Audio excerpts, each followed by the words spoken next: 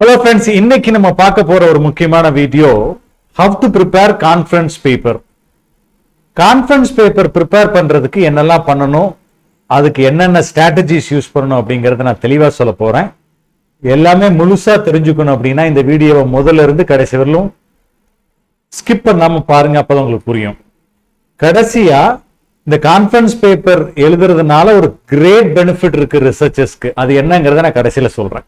So முதல்ல conference பேப்பர்னா என்ன, அது எப்படி ப்ரிப்பேர் பண்றதுங்கிறத பத்தி நம்ம பார்த்துடலாம்.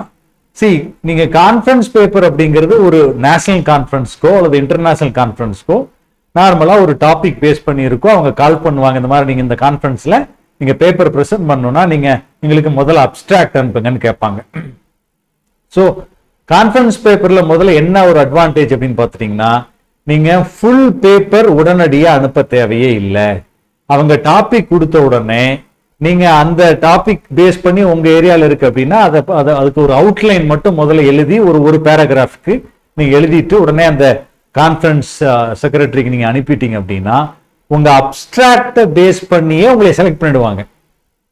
ஸோ ஒன்ஸ் அப்ஸ்ட்ராக்ட் செலக்ட் ஆனதுக்கு அப்புறம் தான் என்ன பண்ணுவாங்க, ஓகே உங்க அப்ஸ்ட்ராக்ட் செலக்ட் ஆயிருச்சு, நீங்க வந்து கான்ஃபரன்ஸ்க்கு வரலாம், நீங்க அதுக்கப்புறம் கான்ஃபரன்ஸ் ரெஜிஸ்டர் பண்ணிடலாம். ஃபுல் பேப்பரை கான்ஃபரன்ஸ் போறதுக்கு முன்னாடி சப்மிட் பண்ணா போதும். சில நேரங்களில் நீங்க கான்ஃபரன்ஸ்க்கு பிரசன்டேஷன் போவீங்க பாத்தீங்களா, போறப்ப நீங்க கையில் எடுத்துட்டு போனா கூட போதும், அங்க போய் நீங்க கொடுத்தா கூட போதும். சில கான்ஃபரன்ஸ்ல ஃபுல் பேப்பரை கேட்கவே மாட்டாங்க. ஆனா அவங்க கேட்கலைங்கிறதுக்காக நீங்க பேப்பரை ப்ரிப்பேர் பண்ணாம போய் ப்ரெசென்ட் பண்ணக்கூடாது, ரொம்ப தப்பு. ஏன்னா அதுல பிரயோஜனமே இல்லை, நீங்க எதுவுமே லேர்ன் பண்ணிக்க முடியாது.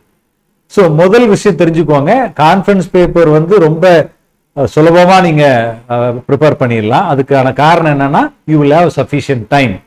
ஏன்னா நீங்க ஒரு கான்ஃபரன்ஸோட கால் வந்த உடனே நீங்க உடனே அதை எழுதி அனுப்பியிருப்பீங்க.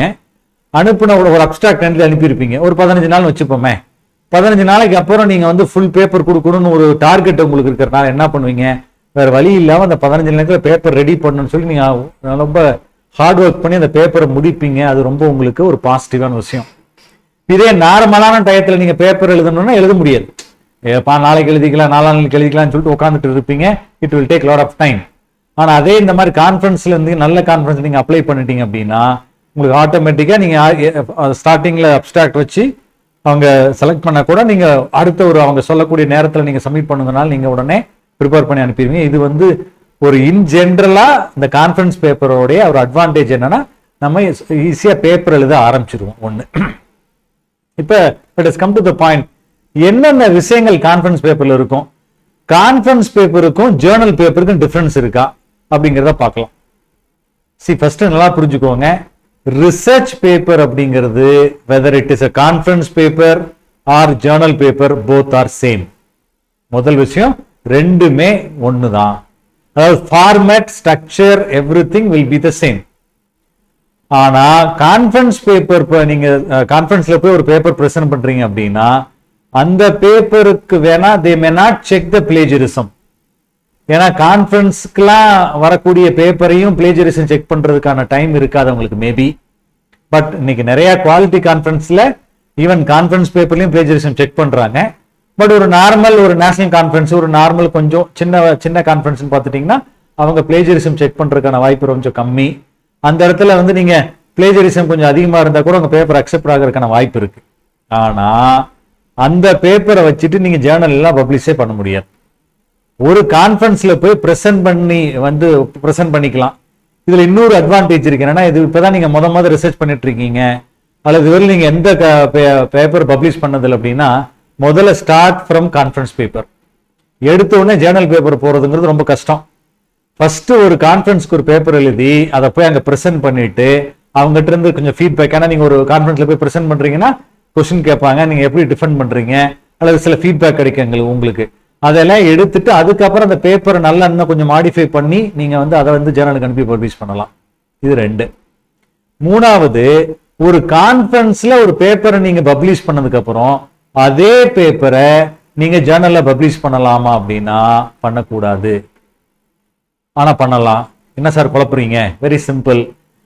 ஒருவேளை அந்த கான்ஃபரன்ஸ் ஆர்கனைசர்ஸ் உங்களோட பேப்பர் எல்லாத்தையுமே கலெக்ட் பண்ணி அதை ஒரு ப்ரொசீடிங்கா பப்ளிஷ் பண்ணி ஆன்லைன்ல அதை பப்ளிஷ் பண்ணுவாங்க அப்படின்னா நீங்க அந்த பேப்பரை ஜேர்னல்ல பப்ளிஷ் பண்ண முடியாது. அந்த ஆர்கனைசர்ஸ் உங்க பேப்பரை கலெக்ட் பண்ணவும் இல்லை, அவங்க எந்த ப்ரொசீடிங்ஸும் போடல, சும்மா அப்டிராக்ட் மட்டும் கலெக்ட் பண்ணிட்டு நீங்க பிரசன்ட் பண்ணிட்டு வந்துட்டீங்கன்னா பிரச்சனை இல்லை. ஏன்னா அது எங்கேயுமே ரெக்கார்ட் ஆகல, அது ஒரு பப்ளிஷ்ட் மெட்டீரியல வெளியில வரையில, அப்ப நீங்க வந்து பப்ளிஷ் பண்ணலாம். இல்ல சார் நான் வந்து பிரசன்ட் பண்ணணும், ஆனா அதே நேரத்தில் அந்த பேப்பரை வந்து ஜேர்னல்ல போடணும் அப்படின்னு என்ன பண்ணணும், பிரசன்ட் பண்ணிட்டு அவங்ககிட்ட நீங்க தெளிவா சொல்லிடணும், you are not interested to publish your paper in conference proceeding சொல்லிடணும். உங்க அப்டிராக்ட் வேணா நீங்க அலோவ் பண்ணலாம், ஃபுல் பேப்பர் வந்து பப்ளிஷ் பண்றதுக்கு உங்களுக்கு பர்மிஷன் கேட்பாங்க, நீங்க சொல்லிடுங்க இல்ல I am not interested to publish my full paper here அப்படின்னு சொல்லிட்டு நீங்க என்ன பண்ணலாம், பேப்பர் வந்து யூ நீட் நாட் சப்மிட். அப்ப பிரசன்ட் பண்ணிடுவீங்க, பிரசன்ட் பண்றதுக்கான சர்டிபிகேட் கொடுத்துருவாங்க. ஆனா உங்களோட பேப்பர் ஒருவேளை ப்ரொசீடிங்ஸ்னா ஒரு பெரிய புக் மாதிரி போடுவாங்க, அந்த புக்ல உங்க பேப்பர் இருக்காது, ஏன்னா உங்க பர்மிஷன் இல்லாதனால அவங்க அதுல ஆட் பண்ண மாட்டாங்க. நீங்க என்ன பண்ணலாம், அந்த பேப்பரை ஃபர்தரா நீங்க டெவலப் பண்ணி நீங்க ஜேர்னலுக்கு அனுப்பலாம். ஆனா அதுல ஜேர்னல் கான்ஃபரன்ஸ்லயும் உங்க பேப்பர் பப்ளிஷ் பண்ணிட்டீங்க, திருப்பி அதே பேப்பர் தூக்கி கொண்டு போய் என் பேப்பர் தானே சார், நான் தான் கான்ஃபரன்ஸ்லயும் போட்டேன், நானே ஜேர்னல்ல போடலாம், ஆனா 100% பிளேஜரிசம் வந்து முடிஞ்சது கதை உங்களுக்கு. அதனால ரொம்ப தெளிவா இருக்கணும். கான்ஃபரன்ஸ்ல நீங்க ஒருவேளை நல்ல குவாலிட்டியான பேப்பர் எல்லாம் கான்ஃபரன்ஸ் ப்ரொசீடிங்ஸ்ல நார்மல், நான் சொல்றது சாதாரண கான்ஃபரன்ஸ்ல பப்ளிஷ் பண்ணாதீங்க. அவங்ககிட்ட தெளிவா சொல்லிடுங்க, நீங்க பிரசன்ட் பண்ணிட்டு அந்த பேப்பர் வந்து நீங்க you are not interested to publish இந்த ப்ரொசீடிங் சொல்லிடுங்க. அதுக்கப்புறம் என்ன வந்ததுக்கு அப்புறம் ஜேர்னல் போடுங்க. ஒரு நார்மலான பேப்பர், ஒரு சிம்பிளான பேப்பர் எழுதிருக்கீங்க அப்படின்னா அது நீங்க ப்ரொசீடிங்ஸ் டெவலப் பண்ணலாம், லெட் தம் பப்ளிஷ். இது அடுத்த விஷயம். இப்ப எப்படி ப்ரிப்பேர் பண்றது அப்படின்னா, எந்த ஒரு ரிசர்ச் பேப்பருக்குமே பேஸ் என்ன, ஏற்கனவே என்னோட video how to write a research paper அப்படின்னு தெரியலன்னா அதுக்கான ஒரு லிங்க் இங்க மேல கொடுத்துருப்பேன், போய் பாருங்க. அல்லது நீங்க என்னுடைய டிஸ்கிரிப்ஷன்ல பாருங்க, மற்ற வீடியோஸ் லிங்க் இருக்கும், அந்த சேனல் போய் பாத்தீங்கன்னா how to write a research பேப்பர்னு சொல்லிட்டு ஒரு தமிழ்ல ஒரு பெரிய வீடியோ ஒன்று போட்டிருக்கோம். அதே மாதிரி how to read a research paper, இதெல்லாம் தமிழ்ல வீடியோ போட்டிருக்கேன், நீங்க அதை போய் பாருங்க, எனக்கு கொஞ்சம் உங்களுக்கு கிளாரிட்டி கிடைக்கும்.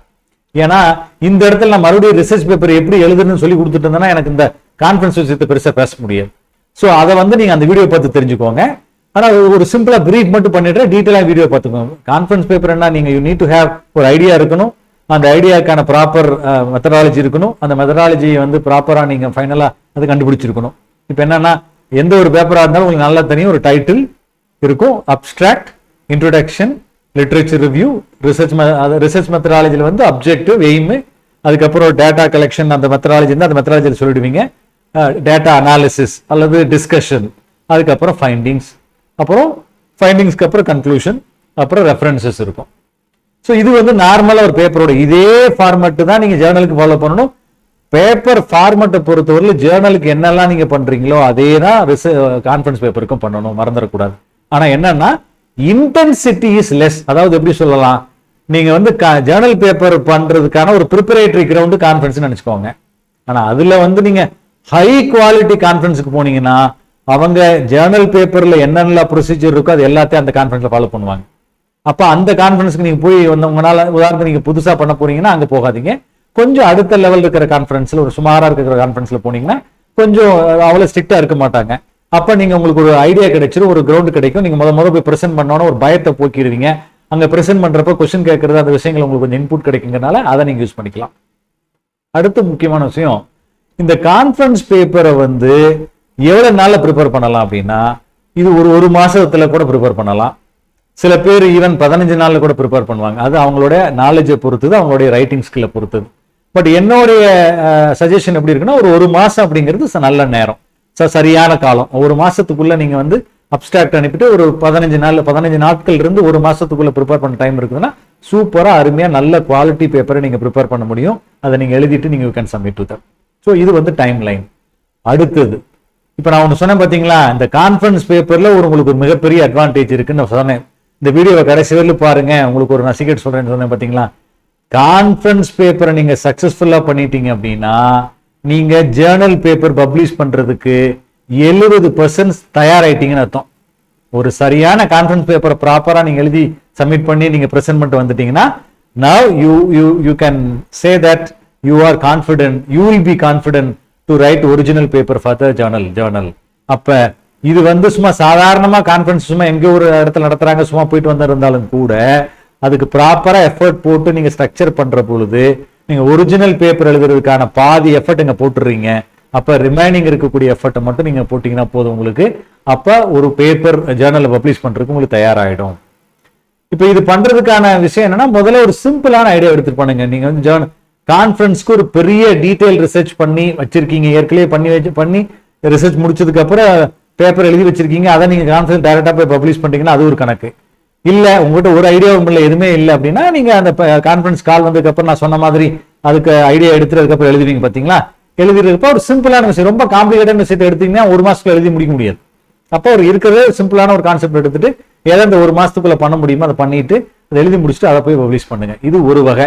இன்னொரு வகை, நீங்க ஒரு ரொட்டீனா ரிசர்ச் பண்ணிட்டே இருங்க. அப்பப்போ ஒவ்வொரு ஆக்டிவிட்டி ஒரு பர்டிகுலர் காம்பனன்ட் முடிச்சு ரிசர்ச் பண்ணணும், ஒரு பேப்பர் எழுதி வச்சிருங்க.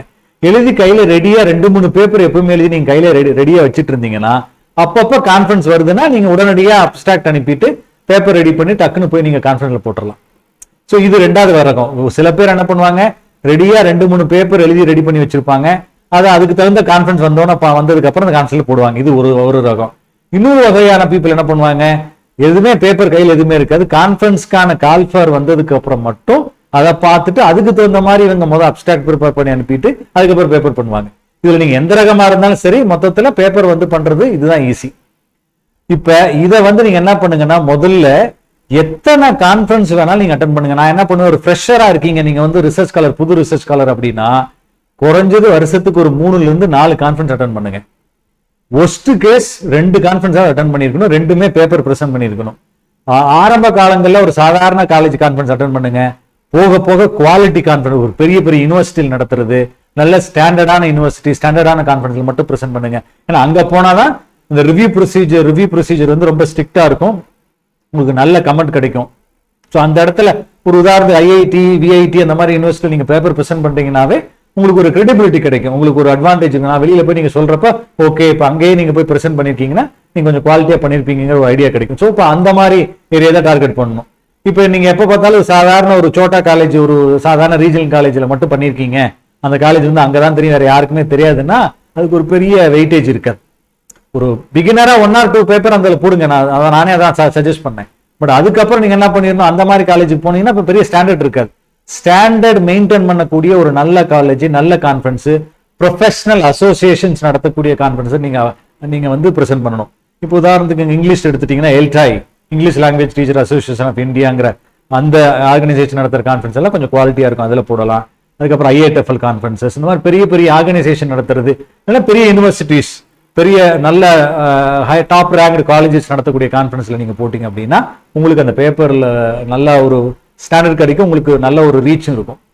ஸோ இன்னைக்கு நான் பேசின விதம் எல்லாம் என்னன்னா, கான்ஃபரன்ஸ் பேப்பர் எப்படி ப்ரிப்பேர் பண்ணணும், அதுல என்னென்ன நெட்டிகிரிட்டி இருக்கு, அதனால அட்வான்டேஜ் என்ன, அதையும் ஜேர்னல் பேப்பரை கம்பேர் பண்ணியிருக்கோம். அதுல வந்து இது ப்ரெசென்ட் பண்ணலாமா பண்ணக்கூடாதா, அல்லது இதை பப்ளிஷ் பண்ணலாமா பண்ணக்கூடாதுங்கிற மாதிரி பல விஷயங்களை பத்தி உங்களுக்கு இந்த வீடியோல தெளிவா சொல்லியிருக்கேன். இந்த வீடியோ முழுமையா பாருங்க. ஒன்னே மட்டும் நீங்க பண்ணுங்க, இந்த வீடியோ பிடிச்சிருந்தா தயவுசெய்து கமெண்ட் பண்ணுங்க, என்ன இந்த வீடியோ எப்படி இருக்கு, என்ன பண்ணணும். ஒருவேளை வேற ஏதாவது நான் கவர் பண்ணணும்னு நினைச்சீங்கன்னா கூட அதை அந்த விஷயத்தை நீங்க கமெண்ட் பண்ணுங்க.